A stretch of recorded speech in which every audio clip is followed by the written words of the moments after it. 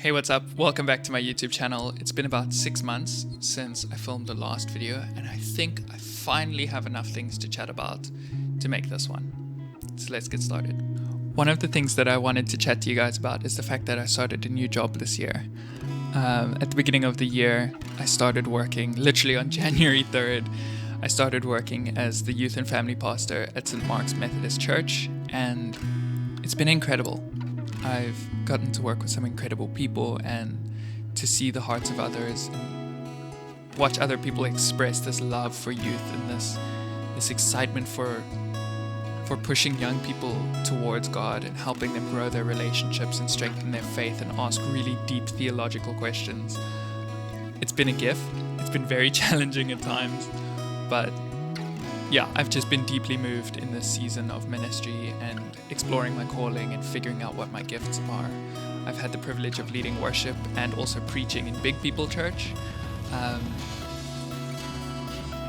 yeah, it's been a gift. One of the obstacles that I found, one of the things that I've found difficult so far is getting to know a new congregation from scratch and learning people's names and faces and their identity and how to connect with them and meet them where they are and discern what it is God is trying to do in their lives and see how I might contribute to that process. But I think I'm getting there. I think I'm getting there slowly but surely. Another one of the things that I tried this year was gigging. I played my first solo shows at the Armchair Theatre at their open mic nights on a Monday night.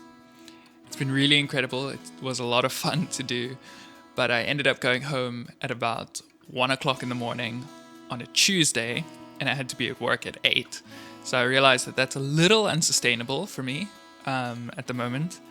And so I started weighing it up and thinking about things more seriously. And I realized that I was kind of holding on to my secular music career as a backup plan to my calling, which I know sounds really bizarre, but it was also dragging my attention away from my calling. So I prayed about it and I spent a lot of time wrestling with it. And I came to the conclusion that I had to give it to God in order for it, A, to be decent. If I was going to have a secular music career or a music career in general, unless I gave it to God, it would be very much average and very much in my own strength, which is not the vibe. And B, if I wasn't going to have a secular music career, well then I was wasting my time holding on to it.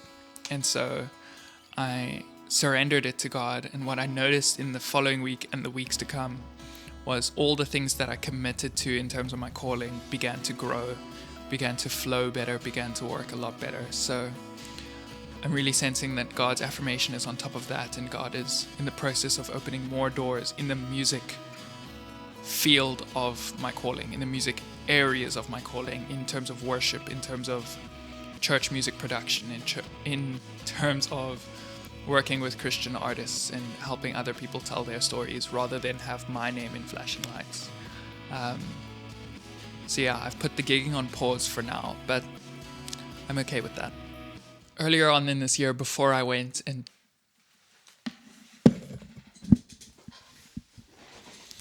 Hey, what's up? It's post-production Lorenzo. I just wanted to say this clip that you were just about to watch actually ended up getting corrupt this week. And I'm really annoyed about it because I thought I had such a great voiceover take for it. But what I was going to say in that clip was that one of the catalysts before I actually started gigging was a little bit of a road trip that I went on. So I drove up in February, I think, to George to go see a really good friend of mine named Amy. And partially just to catch up and to reconnect, but I had some things that I wanted to get off my chest and also some stuff that I really needed to process away from where I live. And in the lead up to that trip, I was getting kind of nervous because I had never done something solo like that before. I was concerned about whether or not I would be in the right headspace, in the right mindset to drive the 5 hours up, to spend time alone by myself in an Airbnb, and then to drive back. That solo time always freaked me out up until I did it. So at some point I just decided to bite the bullet, and I decided that I was going. So I left immediately after church, drove through, stayed for Monday, drove back Tuesday morning, and then I was back in the office Tuesday morning as well. And it was quite an amazing experience, partially because I got to see my really close friend who I hadn't seen in quite a while. And on the other side of it, I got to spend that quiet time by myself, that solo time. I spent time in my Airbnb, I spent time obviously on the road by myself, and I spent time climbing around on the rocks at Victoria Bay. And while I was there, I experienced this almost cathartic letting go of, I guess, this idea that I am constantly in the spotlight, that I am constantly, being observed by other people. Because the truth of the matter is, when you're out in public, nobody else cares what you're doing unless you're drawing attention to yourself. If you're just part of the crowd and you're doing your own thing, no one bats an eyelash. So while I was up there, I spent a lot of time in my head doing a lot of spring cleaning. And when I got back, I felt super inspired to go out of my comfort zone and to spend even more time by myself, to go to the beach here, to go to coffee shops by myself and not just play on my phone, but actually just sit in the moment and live in that space. And then one of the things that happened about a week or two later was I decided I wanted to start playing gigs again. And I didn't necessarily want to go through all the rigmarole of setting up a band and finding musicians to play with. I decided I wanted to play by myself. So I signed up for an open mic and I started playing at the Armchair Theatre. Met some really cool people while I was there, and shout out to the homies. And then obviously that led to a bunch of other self-discovery things, and that whole experience just let me know that, one, I love road trips. I always have, and I really still do. And two, that I'm okay with doing things by myself. And so fast forward a couple months of doing a lot of stuff solo, I decided I wanted to go on another road trip. So I invited my friend Yanni and I spoke to her and I said, listen, I would really love to go on a road trip and do some music things while we have holiday. And she was like, cool, keen. And she spoke to one of her friends who graciously allowed us to stay with him. So we ended up spending 5 days in a place called Vleesbaai. And it was amazing. It was so cool. Peter, her friend, he's a philosopher. Yeah, a philosopher. And I obviously studied theology, so we ended up having really great conversations about God and about how the world works and how we logic through things and how we think about stuff.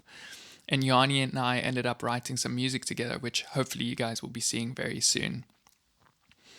And that trip, honestly, when I got back on the Friday night, I think I was home by 8:30 on Friday night, and I remember going to bed feeling so full of joy and so recharged and excited that I just couldn't contain myself. And it's kind of what happens when you spend quality time with people that really matter and that really care about you and that aren't shy to show you how much they care. So yeah, coming off of the back of that trip, I decided there's a couple more things that I want to do.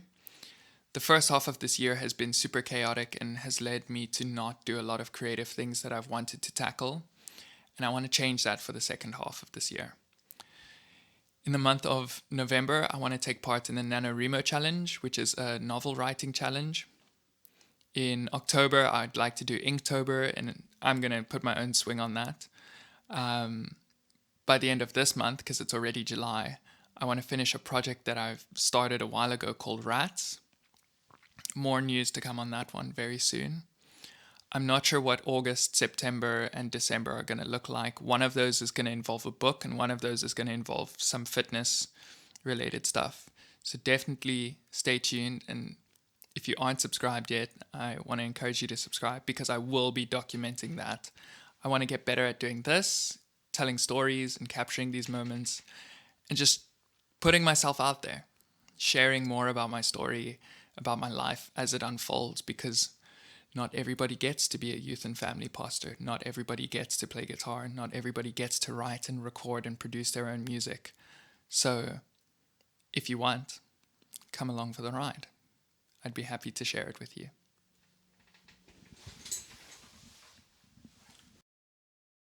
1, 2, 3, 4.